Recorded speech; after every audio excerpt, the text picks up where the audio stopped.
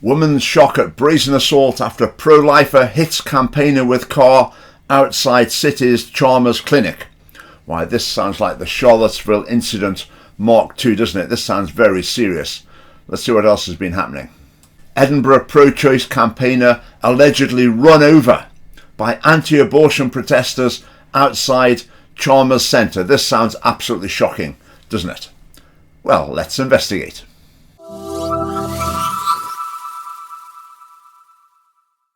Let's have a read from one of these media reports. A witness who spoke on condition of anonymity. Why? This person who parked up across the street asked us why we were there and called us scumbags and said that we supported murder. They were verbally abusive, so we took a photo of the car's registration. They asked, "Do you want to see tomorrow?" and drove down the street towards the meadows to turn. My friend started to cross the roads to get a look at the car. They drove at her while the car was mid-lane and the bumper of the car hit her limbs and knee.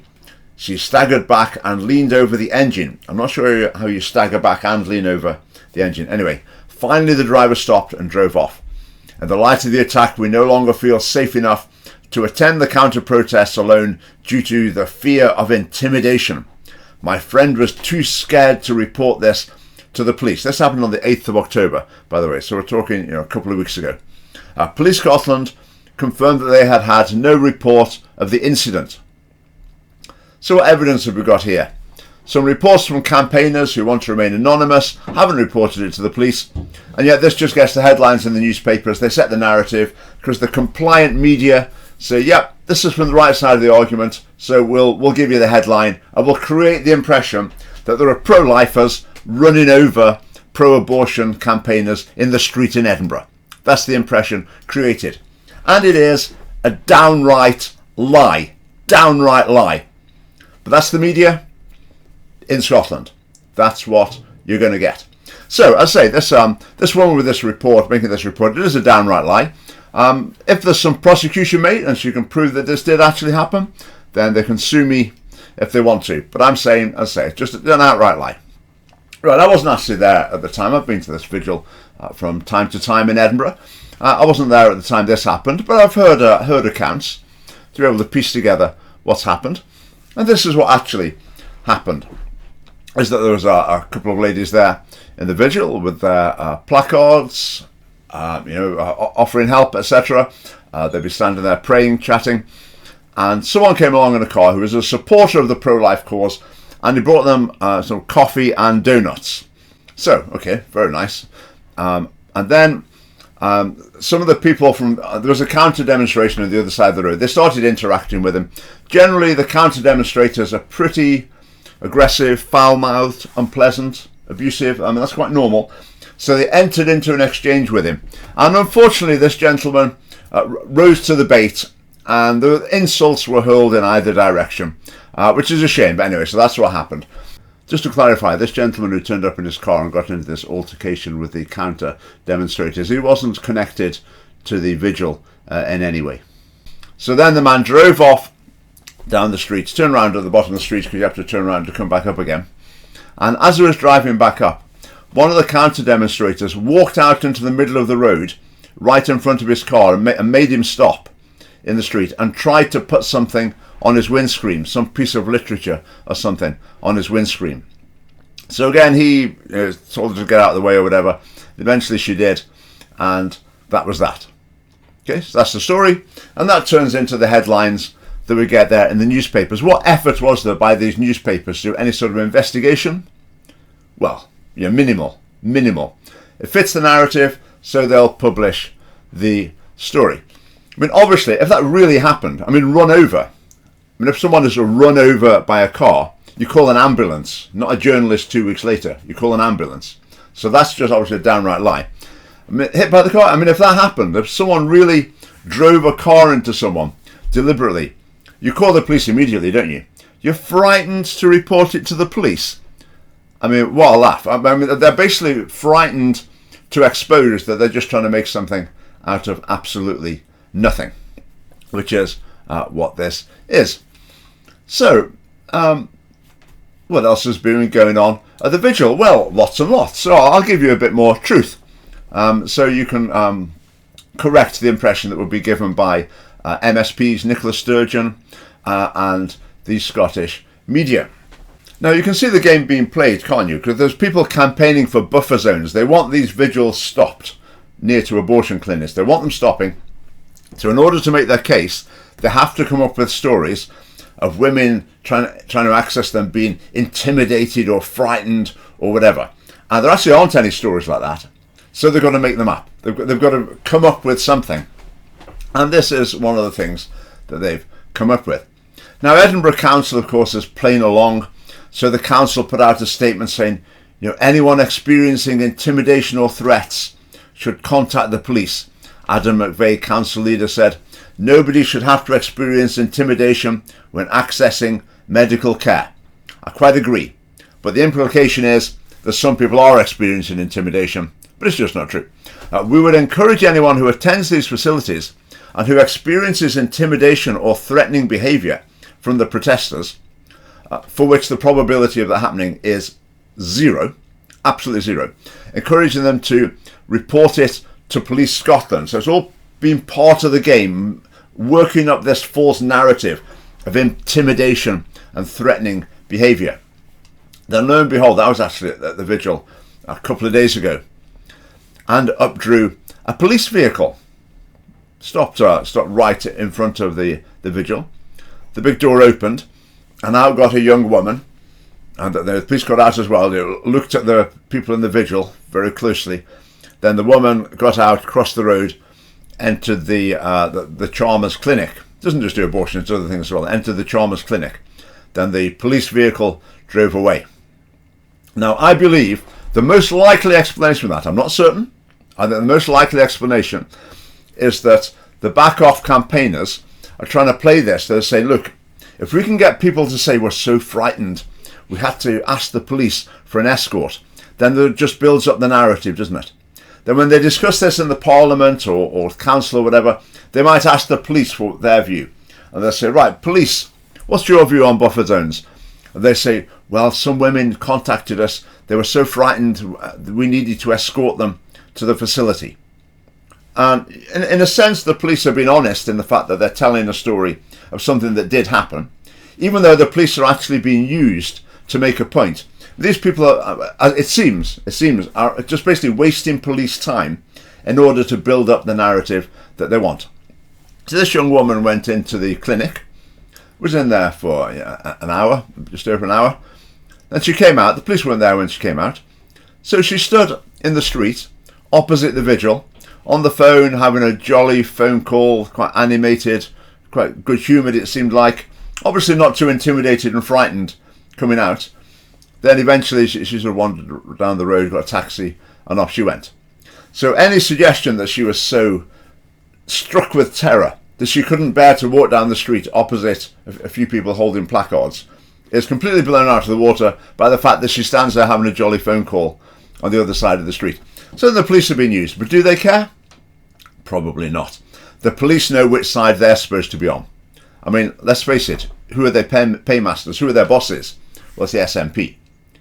So if your paymaster's the SNP, then you know which side you're supposed to be on. So the police will be quite happy to be played like this. So saying eventually in the Parliament it might come out, the police have said they're having to escort women to the facilities because they're so frightened. And I would say there'd be a number of MSPs who'd be thinking, we know that's a load of rubbish really, but hey, that's really terrible because we want buffer zones, we want this stopping, so we'll go along with it. Then there will be, sadly, but I think would be the largest section of MSPs who would think, well, they wouldn't think, they just take it at face value and think, oh, that must be bad. If they're so frightened, oh yes, we better do something.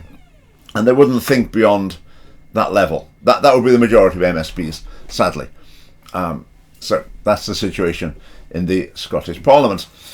Right, a few more little nuggets of truth about what's been going on at the Vigil. When people arrived on the 21st of October, someone had smeared excrement along the section of wall where they usually stand. You can see it there. But as I say, don't forget the narrative. These pro-life Vigil members, they're the real baddies. They're aggressive and intimidating. They drive cars over people. They're the most horrible people you could imagine. And the other side, they're vulnerable victims. It's really, you really should pity them for what they're having to go through. Right, next one. Wednesday, 20th of October. There was a few people there at the Vigil, and a man came along with an aerosol, and in broad daylight, right next to them while they were at the Vigil, he wrote pro-choice on the wall there. So there that is. That's clearly a criminal behaviour, and the evidence there for all to see. I mean, it's quite routine for the Vigil members to be subjected to sort of foul-mouthed abuse at the time, and that would be something every day. Sometimes you get people with supportive comments. Probably more common is people, say, being abusive and really basically obnoxious. I mean, you can wonder why. You can wonder, is it pricking their conscience? Is it stirring memories of a difficult experience? Or what? Or is it just they're in a society, so people on certain sides of arguments are so cocksure that they're right, and they've swallowed the media narrative that they're on the moral high ground, and the people saying that all human life matters, they really are the scum of the earth and deserve all they get. I think some people have internalised that sort of message, and then it comes out in the way that they interact. There have been quite a few interactions with pupils from the school down the road, St Thomas of Aquin's school. Now, from ones I've heard of, I've heard of a lot as well. Every interaction starts with the school pupils being a bit mouthy, a bit unpleasant, a bit provocative. Sometimes it then turns around to a reasonable conversation. On other times, it ends up with the familiar, as so many conversations do at the Vigil. It ends up with a well, F you, and people move on secure in their moral superiority. I mean, just to illustrate the sort of exchange that's not unusual at all, this is just a little snippet that was recorded the other day. Probably should add a bad language warning at this point. If you don't want to hear the bad language, skip forward about 40 seconds. What's made you so angry? Fuck both of you. This has made me angry. What you guys are doing has made me angry because it's bullying and it's harassing vulnerable women that are just trying to come and get healthcare. So what about the babies then? Fuck the babies. Fuck them. What about the women? Fuck them. And fuck both of you. So you don't care about the babies? Fuck them. I think the women are more important than the babies. What makes you think that you have? I mean, fuck you. Do you think? Fuck both of you. Why, if you don't think babies have a right to life, do you think that you have a right to life? Do you think anybody has a right to life? Well done. Yeah, see, everyone agrees with me. You guys are fucking assholes. Yeah, I mean, the type of conversation that's quite common is people come along and they'll put forward sort of the standard pro-abortion arguments, and they'll try and come across as very reasonable and really trying to, saying to the people in the Vigil, you should be ashamed of yourselves, etc., all this sort of thing. But then the mask slips towards the end of the conversation, and it very, very often ends up with, well, F you, you bunch of... and they show their true colours, and then walk down the street shouting as they go. Now, another story. I covered this on Twitter a little bit, maybe on Facebook, but I haven't covered it on YouTube. There's been various people will come and counter-protest, which is absolutely fine, of course. This is what happens in a democratic nation. One group of students, I believe, came along with placards such as, "Bye, baby," "I had an abortion, yay, woo," and "abortion equals love." Now, I think that "bye, baby," in terms of upsetting people who might be going for an abortion, I think you probably couldn't get much more insensitive than that, because that really shatters the pro-abortion narrative, doesn't it? If you're talking about the fetus as a baby, well, dear oh dear. But anyway, so they were there with those signs, and SNP MP Tommy Sheppard happened to be passing, he claims, one day, and he saw them and realised what was happening, so he went and joined in with that group. Had his photograph taken, and the signs, including "Bye Baby," were visible in the background, and he put it on Twitter.